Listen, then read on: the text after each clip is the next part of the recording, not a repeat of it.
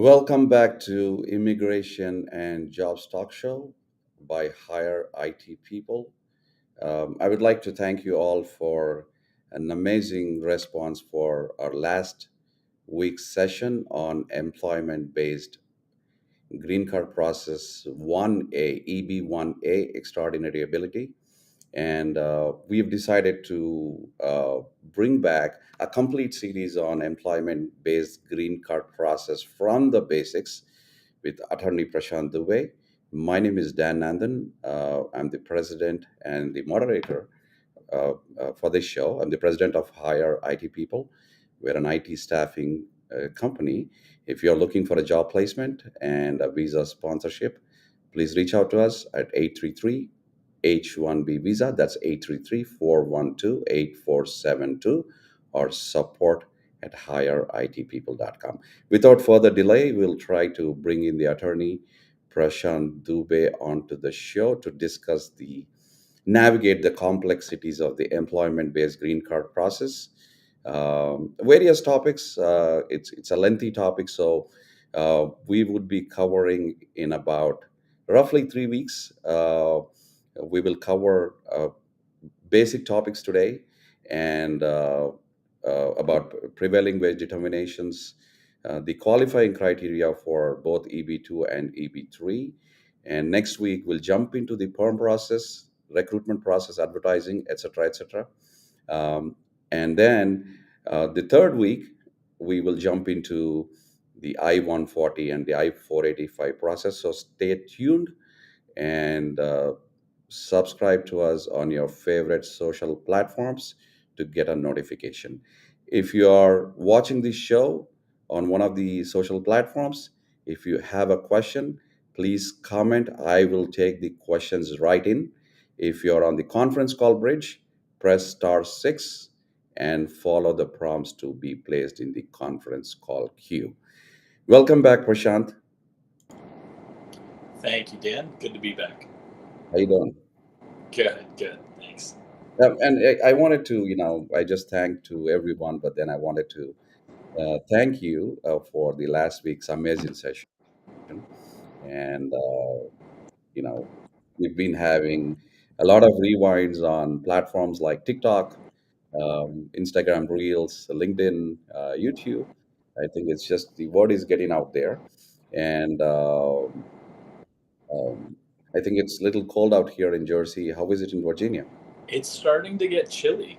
Um, it is definitely getting colder, but we're trying to enjoy the last remnants of the summer. But this really is my favorite time of the year. I love the fall.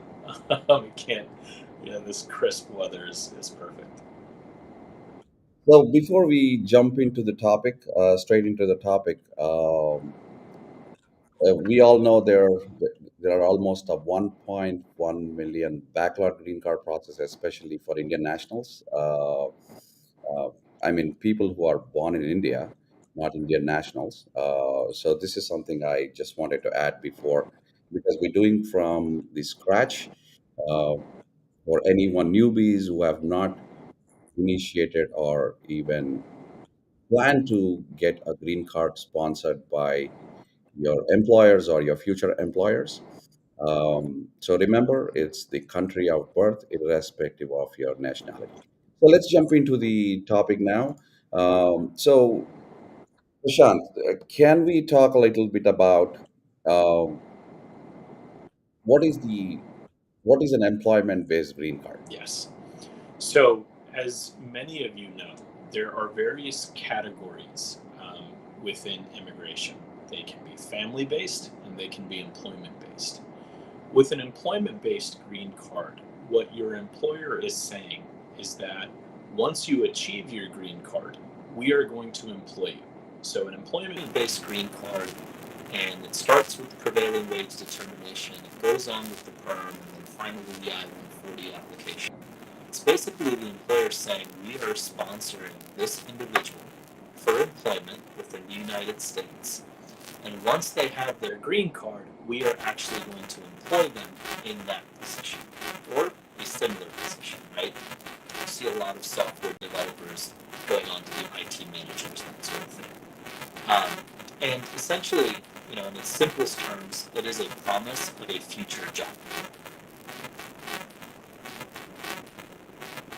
Okay, looks like you have some trouble with your audio. Would you mind logging back in? Sure. We'll come right back. Attorney Prashant has some technical trouble with his audio. We'll come right back.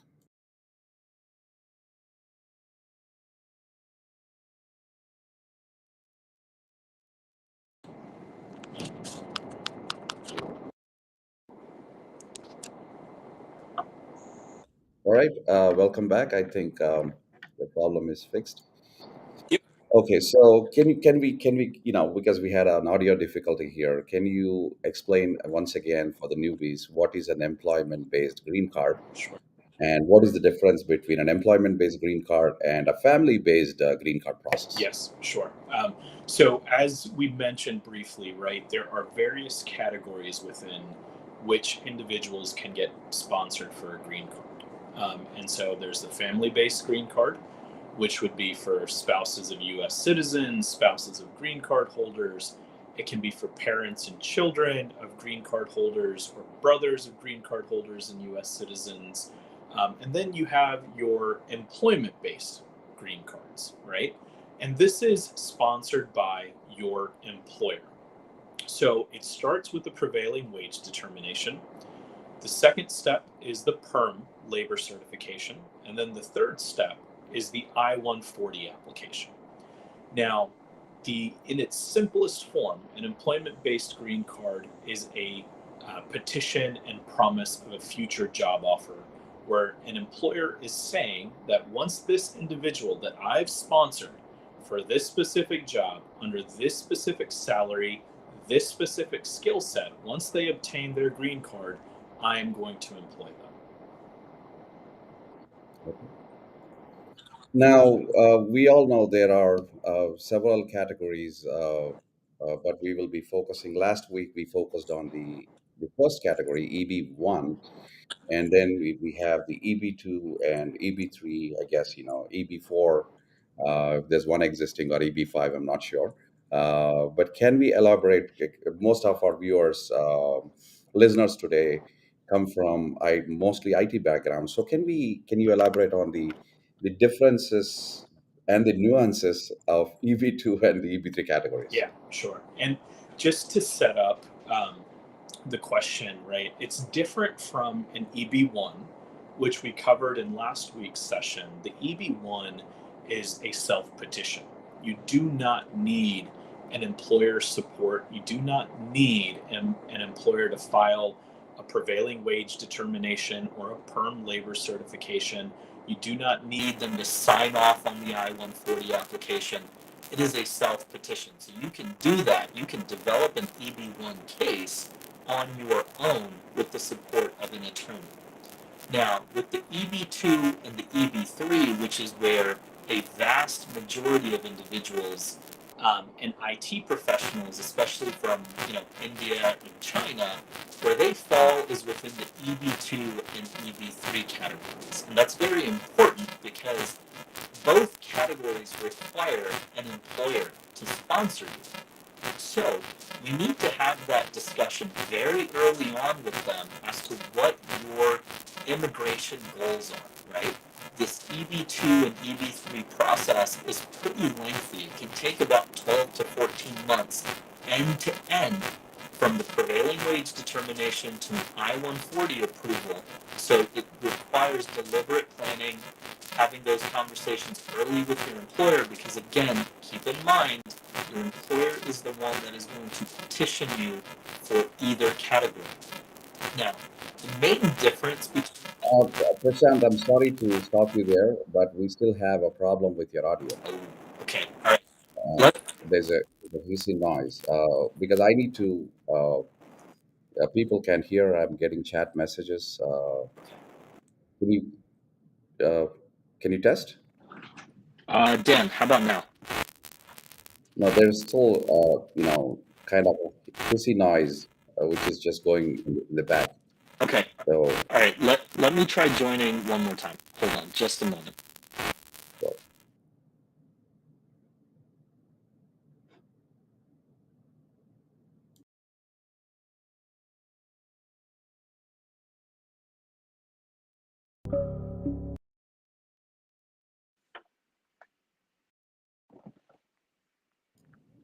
Dan, is that better? Somewhat better. Yeah, I think it's can you speak now? Sure. Can you hear me? Yes, but then we have a same problem. All right. Um, Just 1 second. Let me try joining from my computer. Just 1 second. a cracking sound in the voice, your voice. So we'll try to. Okay. Just give me 1 moment. Sure. I think probably it's a static from another nearby device. You know. Okay. Everything around me has been muted and shut off.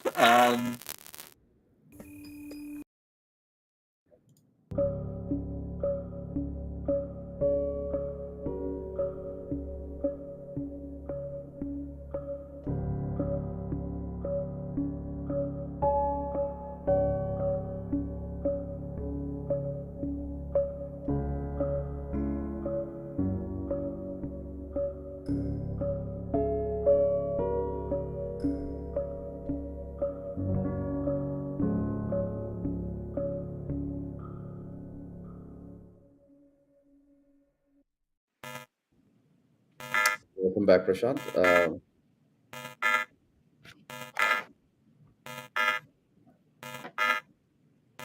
I hear the noise coming. Let me try to. Yeah, it's definitely coming from your computer or your phone. Hmm. So Um, I'm hearing that noise now on my end. But you can hear the noise on your end too. yeah, but it's coming. I mean, it's coming through my headphones. I don't hear it anywhere else in my room.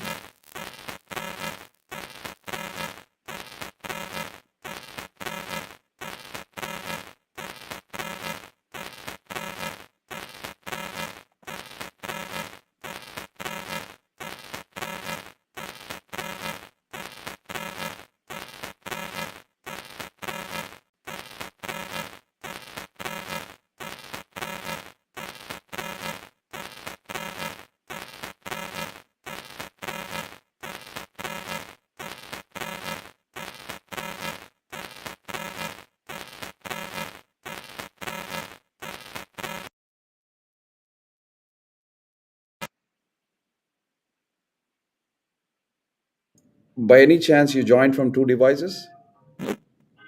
No, right? Trying to see what the problem is.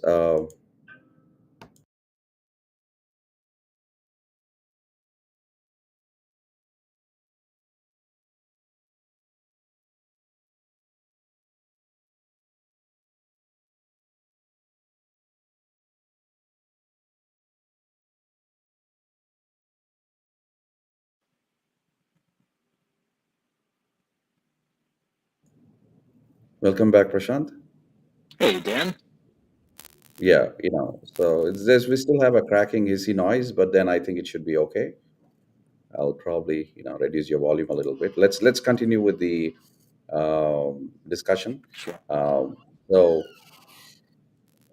so what is the qualification criteria for EB2? I know this is a member of the professions on the I-140 form. Now, what is the qualification criteria? And then, we'll jump into the EB3 category as well. Sure. Who qualifies for employment-based 2 category? Okay. Got it. So with the EB2 and EB3, those categories are nearly identical. Okay.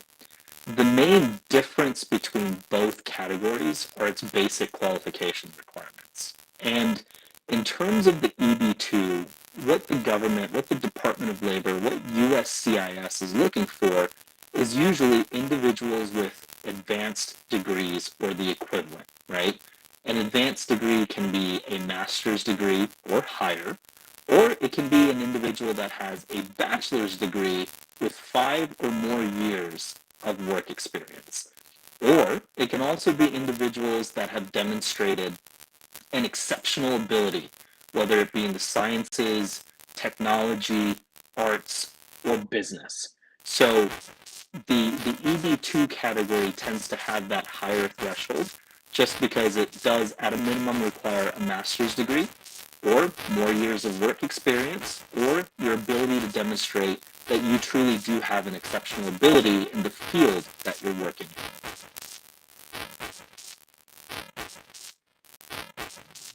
in. Okay. I think you should try probably taking off your headphones. You still have a problem. People can hear you. Okay, all right, give me just a second. Give me just a second.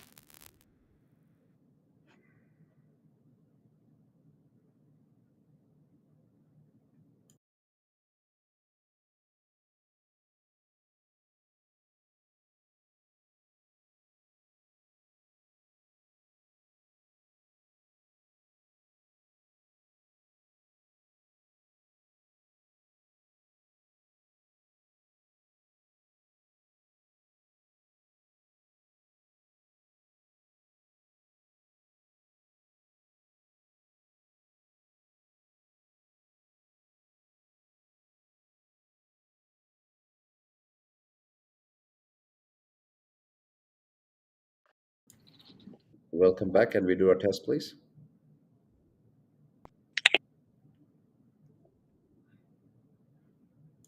Hello?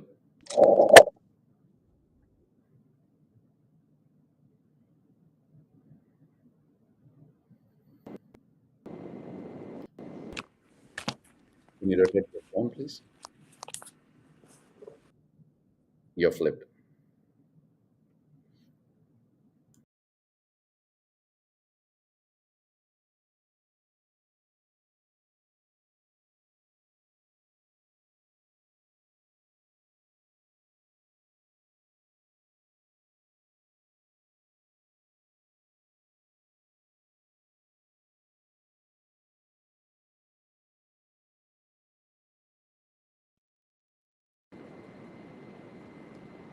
Hello, Dan. Yes. Is that better? Welcome back. Yeah, this is better. Okay. All right. Let's stick with it. There's, some problem, but then, we got to do this. So Yeah. we were talking about the EB2 qualification criteria. Yes. So for the EB2 and the EB3, the main difference between both of them, right? They are nearly identical qualification criteria. But the main difference between both of them is that the EB2 tends to have a higher threshold, right? And what I mean by that is for the EB2, it requires individuals to have either an advanced degree or the equivalent. And an advanced degree is a master's degree or higher, or 5 years or more of work experience in combination with their bachelor's degree. Another way to show that you qualify for the EB2 is if you've demonstrated an exceptional ability in the sciences, the arts, or in business. So the main difference is that it does tend to have a higher threshold than the EB3.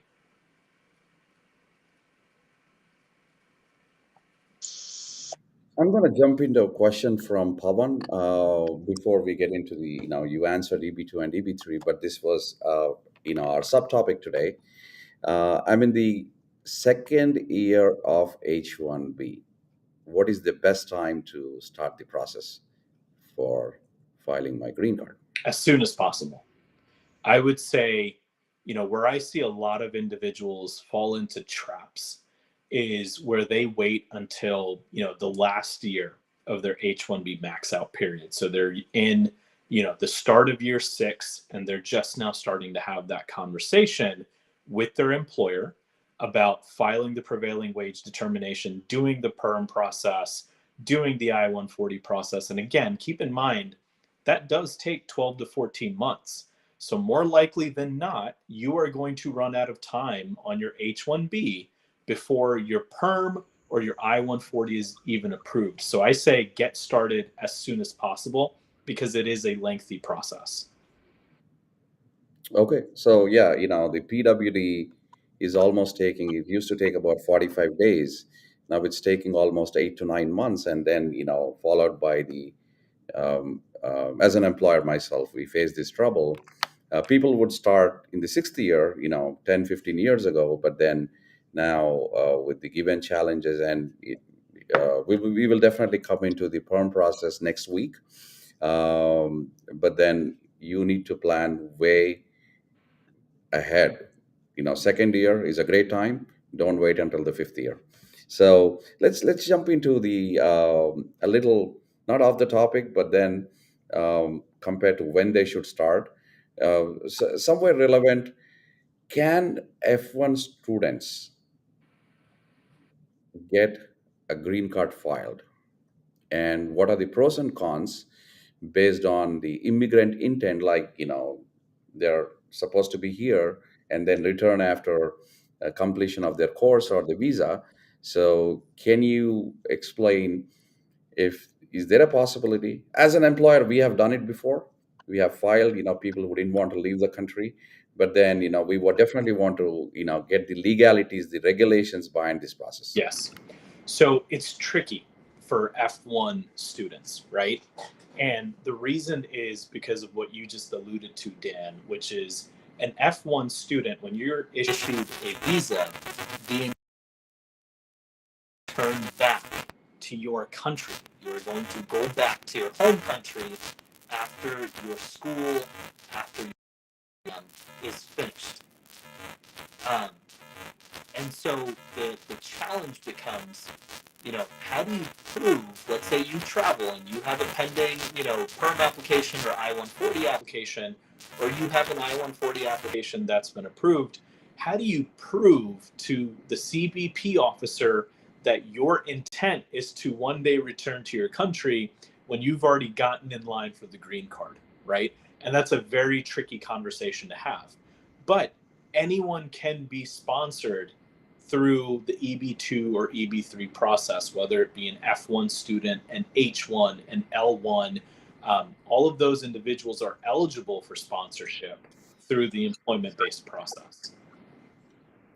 So, in other words, if someone's on a student visa and they have a future employer, and if they're going to continue in a course for 18 months, 2 years, 3 years, they can start from day one they arrive, if they don't plan to go back and apply for another visa. But then it doesn't really hurt, uh, because there is a conflict between the regulations with the Department of Labor, the way the Department of State, the consulates look at it. So you have anything to say on this? Yeah, I would say if you do need to travel abroad and you have an I-140 application approved already as an F1 student, let's say, or you need to revalidate your F1 visa, or you're dealing with the CBP officer at the border, one thing you can tell them is, hey, look, this is a promise of a future job offer. If your priority date is, let's say in 2020, 2021, 2022, by the time your priority date becomes current and you're even eligible for a green card, it's going to be many, many, many years from now, right? Absent any congressional intervention. Um, but that's one way to overcome that challenge, is by telling them that this is a promise of a future job offer. I am planning to return after my, F1 program is completed. And at some point in the future, I do want to come back to the United States, when my priority date becomes current. That is one way to address it.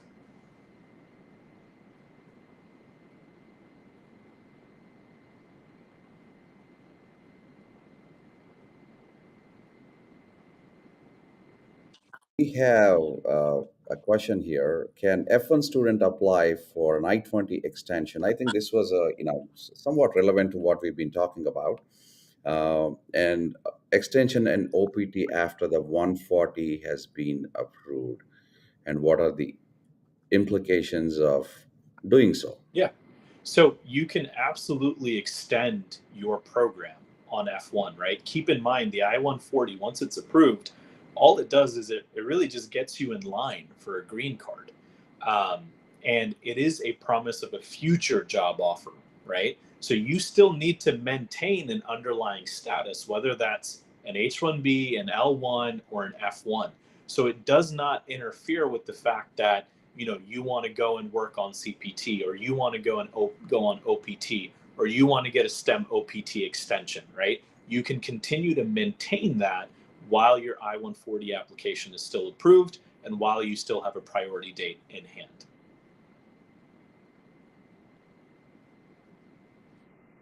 All right, let's jump back into from, you explained a little bit on the EB2 qualification criteria. Now, how does it differentiate between, because EB2s, either they have a master's degree or a bachelor's degree with at least 5 years of experience to qualify for the advanced degree member of professions.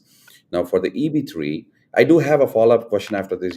Many of them are confused with this, but then with the EB3, then it's a bachelor's degree or a skilled worker with 2 years of experience. So there has been a lot of confusion between a EB3 bachelor's degree versus a skilled worker. And if someone's going for a skilled workers basis, is would that apply even to computer occupations? Yes. So with the EB3, again, it is for individuals that have at least a bachelor's degree, or, as you mentioned, Dan, individuals that are considered skilled workers, right? And workers can be considered skilled if they have at least 2 years of work experience relevant to the job being offered. So if you have an individual who maybe never went to college but has built up this technical skill set and is great at computer programming, is great at software development, they can absolutely be sponsored within that EB3 category and follow through with the perm process and get a priority date. That's not a problem. I have seen some individuals who have years of experience technically who never completed their bachelor's program, never did a master's program, and because of the skill set that they've built up over the year, they are considered skilled software developers or skilled software engineers. So I have a follow-up question. Thank you for that. But then I do have a follow-up question on the EB3 or EB2 itself. Now, someone has, there are many olden days, many have, especially from countries like India, they come with a 3 year bachelor's degree. Now, when we said for the EB2 category, 4 years plus 5 years of experience, they can definitely qualify for an EB2. Now, what happens in reference to someone only has a 3 year bachelor's degree, which you might want to compare with an associate's degree equivalent in the US? So, can we get more details on do they qualify if there is, or if like a mix and match, if they have a 3 year degree, then they have a 1 year university diploma, for example, not like from a training center, a certification. Uh, would they still qualify, or it is a case by case basis? Yeah. So I think, in its simplest terms, right, USCIS will consider 4 years of post secondary education as the equivalent of a bachelor's degree. And they will consider 6 years of post secondary education as the equivalent of a master's degree. So individuals that have, let's say, a 3 year foreign bachelor's degree or a 3 year foreign bachelor's degree plus a 1 year foreign master's degree, they will likely qualify only in the EB3 category, right? And in terms of being able to qualify in that EB2 category, you want to look at someone that maybe has a 4 year foreign bachelor's degree plus a 2 year master's degree. That is typically what I've seen, but it is on a case by case basis because for the EB2 category, USCIS has kind of carved out this provision which says if you can prove you have an exceptional ability in what you're doing, so maybe you have a 3 year bachelor's degree, but you have a couple patents to your name, right? That can demonstrate that you have an exceptional ability. Perhaps you've had an industry wide impact with some research you've done.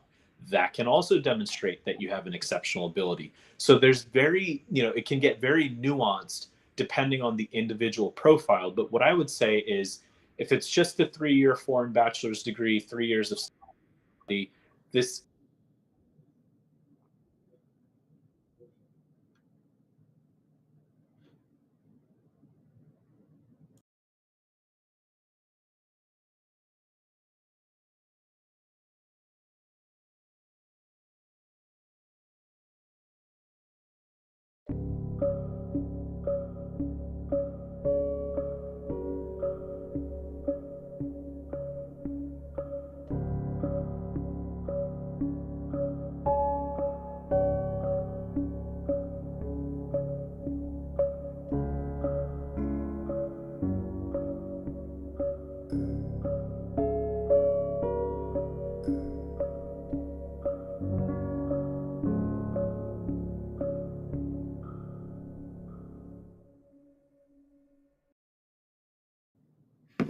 Looks like Attorney Prashant has still has some technical difficulties trying to log back in. Please stay right there. We will be right back. Thank you.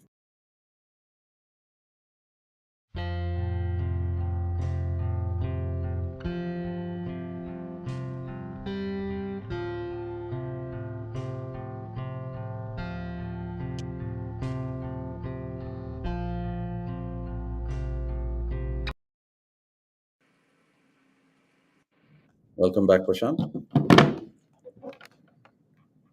Can you hear me? Yep, I can hear you. Okay. So we'll still take, we have a question here about how many months, Rajesh, we will be covering this perm topic next week. Stay tuned. Same time, Wednesday at 12 p.m. Eastern time. But I do apologize for any technical difficulties today. We'll make this better. And at least, we don't have a war here, not in a war zone like Ukraine, or it's very sad. But then we'll try to fix these problems. But then definitely we'll ask Prashant to answer this. How many months it will take for the perm to get approved or certified? Yeah.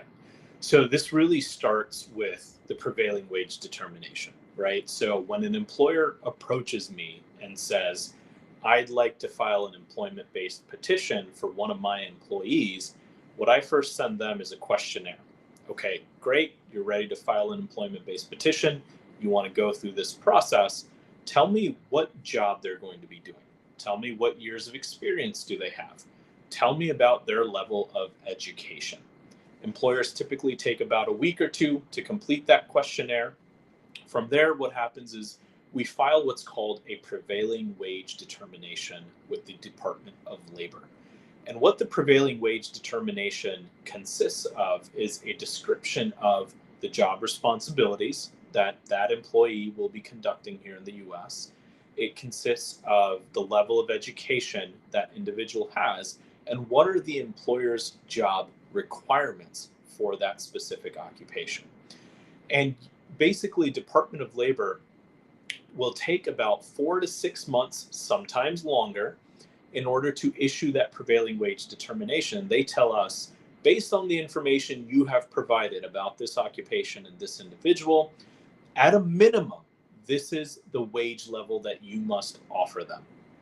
From there, once you get that prevailing wage determination, employers will start what's called the recruitment process. That recruitment process is essentially to show the government that there are no other individuals within the US that can do this job, right? And that recruitment can take about 30 to 60 days. So you have to go out and post a job on indeed.com. You have to put a job posting out on the radio, in two Sunday newspapers.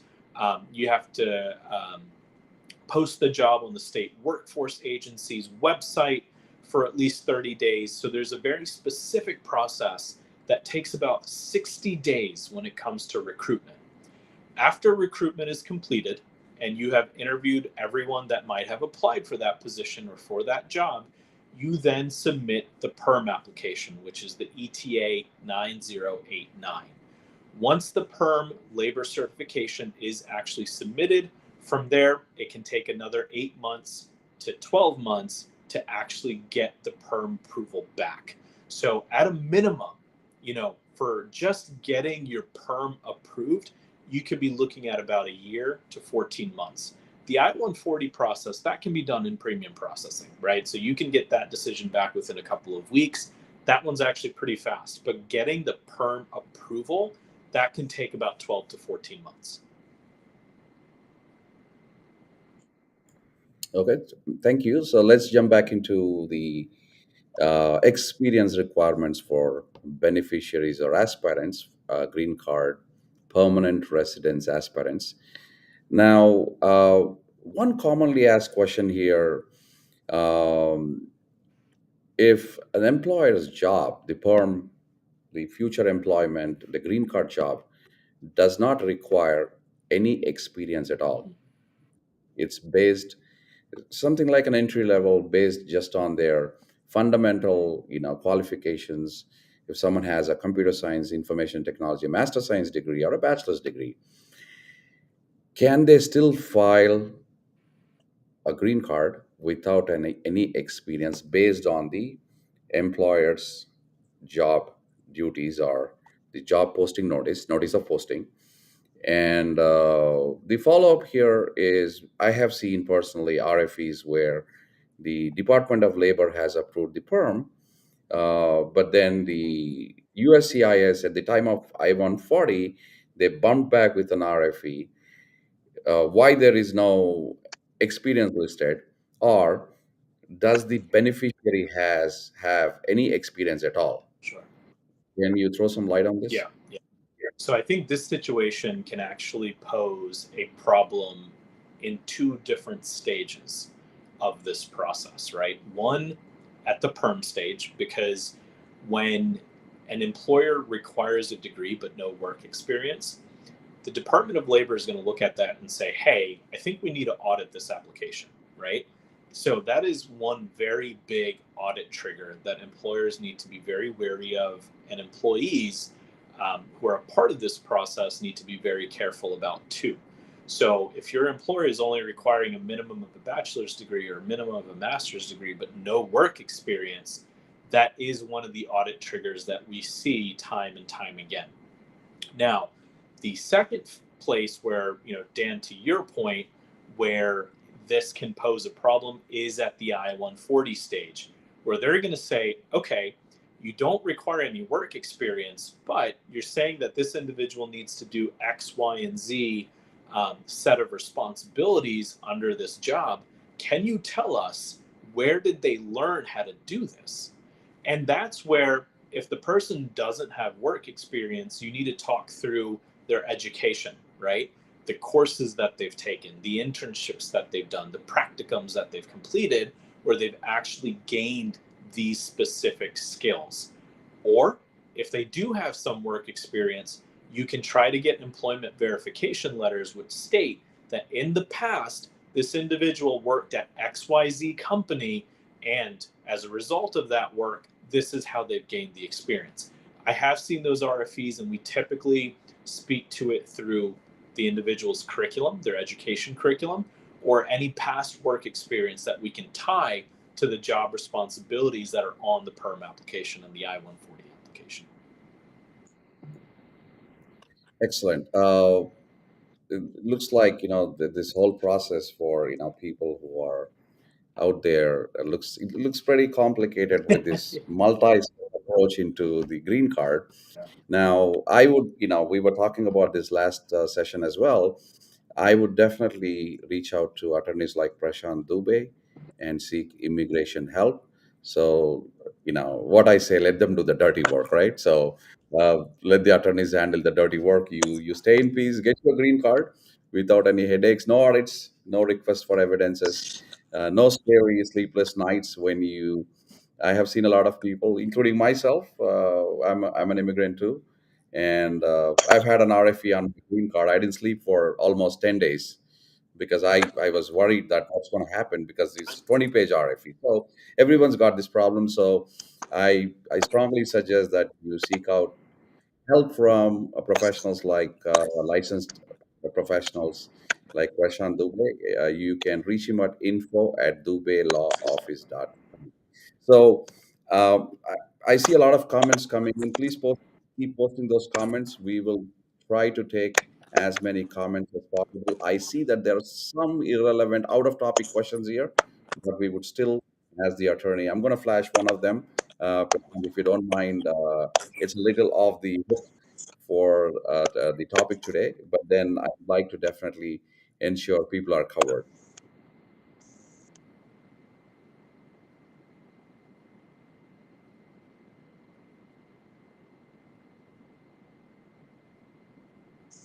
Okay, it's a straightforward question for EB2 or the EB3. A labor certification is required. Yes, right. So that's what we've been talking about.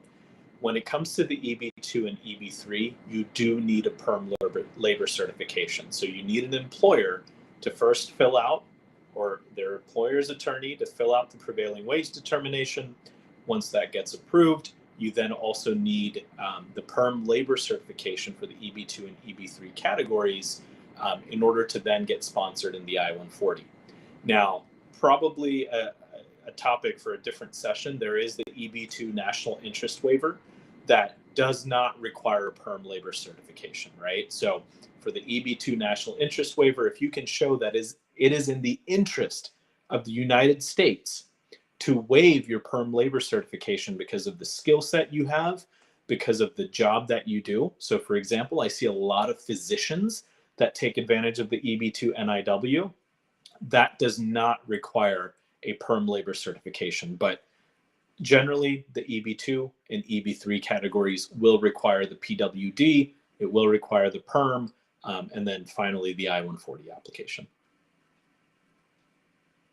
I'd like to take another question here. How an H-1B holder get a green card? We've been talking about this, but then if you give a summary of how an H-1B or anyone can apply for a green card. Yes, absolutely. So it starts with a conversation with your employer, right? Where you talk to them about your immigration goals and you say, what is my path to a green card? From there, they're going to bring in their immigration attorney or their HR team or their immigration team to talk with you and them about what your qualifications are. So, what is your work experience? What is your educational background? And at that stage, very early on, an immigration attorney is going to make the determination whether you qualify for the EB2 or whether you qualify for the EB3. Once that determination is made and the paperwork is collected, then they submit the prevailing wage determination with the Department of Labor, which can take about 6 to 8 months to come back. And then from there, they submit the perm labor certification after they've completed the recruitment phase. Once the perm labor certification has been approved, then your employer can petition you on the I-140 application, which is a petition for alien worker. And you can do that in premium processing, and that can come back approved within a couple of weeks. So end to end, you're probably looking at 12 to 14 months from when you start this process to when you can get your I-140 application approved. Okay, thank you. I see a lot of hellos and waves from hello Sub, hello Mazer, hello Hate, and uh, Bhavani, your question, H4 years can also join. Of course, yes. Anyone who's looking for an employment-based green card process, this discussion is not just for F1s or H1Bs or other visa holders. H4s and H4EADs can join this session. Hi, Raghuveer. Hello. Um, yeah, we still have a cracking sound, but we're trying our, there's no problem. I'll see if I can fix it. It just got fixed. I'll try again. Yep. Um, hi, Gabriel. And hi, Ranjit. Eligibility criteria for obtaining perm in the US. We spoke about this, but then, perm, we will still continue the next session on Wednesday, same time, discuss more on the details and step-by-step process. If we can complete in 3 episodes, we'll still extend it. We want to ensure we are covered, everyone's covered. Um,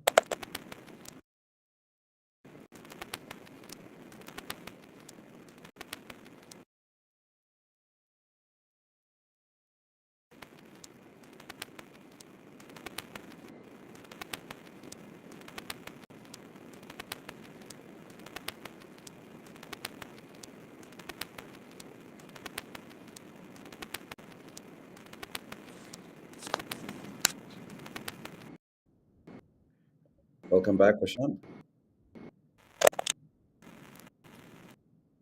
Dan, now I'm getting the It's good. cracking sound coming through. Yeah, I'm hearing it now. is it better? Is it better now? Can you hear me No, now? I can see it.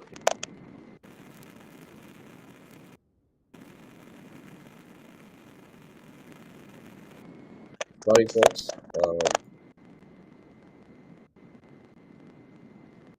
I'm good with job placements, and he's good with immigration paperwork, not good with these technical stuff. So we're trying to check what's going on.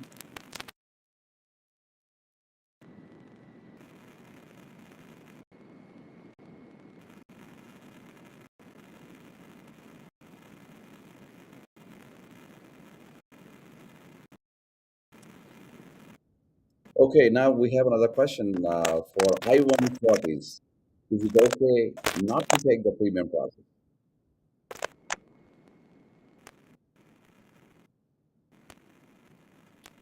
Yes. So premium processing is just one option, right, that you have available to you for the I-140 application. Now, it's not required that you do it in premium processing. I probably have not had a client who, told me that their employee didn't want to do premium processing. Now, sometimes employees will opt out of it because premium processing and that $2,500 premium processing fee, that is something that the employer can pass on to the employee, and they can do so legally, right? So for some folks, it might be a hefty, but for the most part, 99% of my clients opt for premium processing just so they can get the decision back within 2 weeks, as opposed to maybe 4 to 6 months from USCIS. Yeah, it's a peace of mind. You have an approval, and you just have it ready. But then it's definitely the premium processing comes with a premium of $2,500. So you got to keep that in mind. If it's sometimes I say it's unless it's absolutely necessary, but then with something like a green card process, I think it's a peace of mind. Um, I have another question here. Interesting. Can an asylum seeker qualify for an EB2 or EB3? I think somewhere or the other you've been answering this. Anyone can apply, but then I'd like to specifically answer honest, Nandan.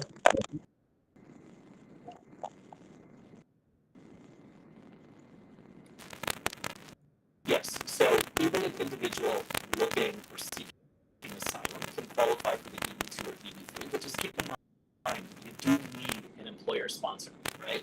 So you need an employer To sponsor you for the EB2 or EB3 categories.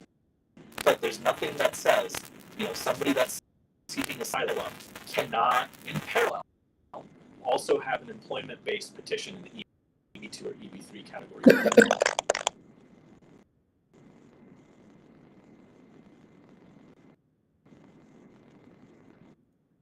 Okay. We'll jump back into the topics. We still have a problem with audio, but then I'm trying to do all I can to fix this. Um, we have 10 more minutes left. I think, Prashant, due to the technical difficulties today, we'll take more questions and then continue with our topic, the prevailing wage determination part. We'll push it into the next week's session, and then continue with the perm process. Maybe we would borrow more time of yours to uh, get a clear understanding of we're going to have some takeouts. We're going to be coming up with the actual forms approved certified PWDs and perms. I'm going to flash them on my screen and show you examples. So stay tuned. Please come back next week, same time at 12 p.m., 12 noon Eastern Daylight Time on Wednesday. Now let me take another question here.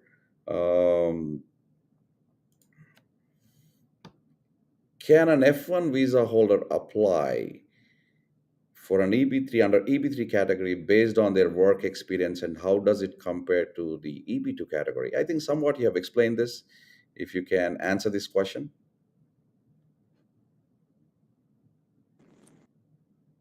Yeah, Hello? sure. So yes, absolutely. F1 student can apply in the EB3 category based on work experience, right? So I imagine a lot of F1 students here in the United States are pursuing a master's level program. So as long as you can show you've got at least a bachelor's degree, you can pursue the EB3 category. Now, if you have a bachelor's degree plus 5 years of experience, you can also qualify for the EB2 category. What I will say is when comparing both, right? And I'm looking at predominantly, my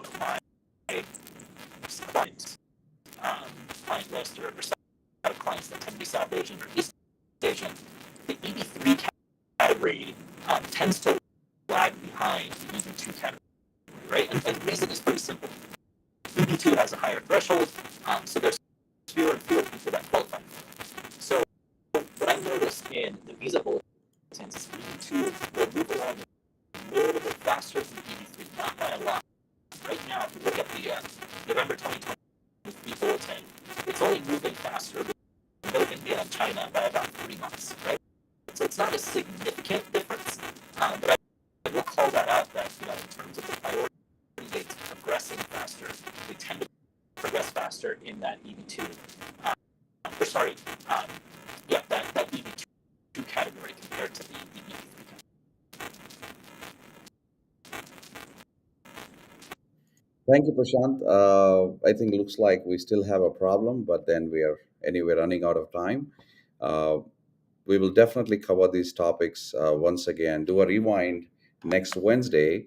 And if you are seeking attorney help, if you need support, you or your employer to file a EB2 or EB3 green card, initiate a green card process for you, you can reach out to Prashant Dubey.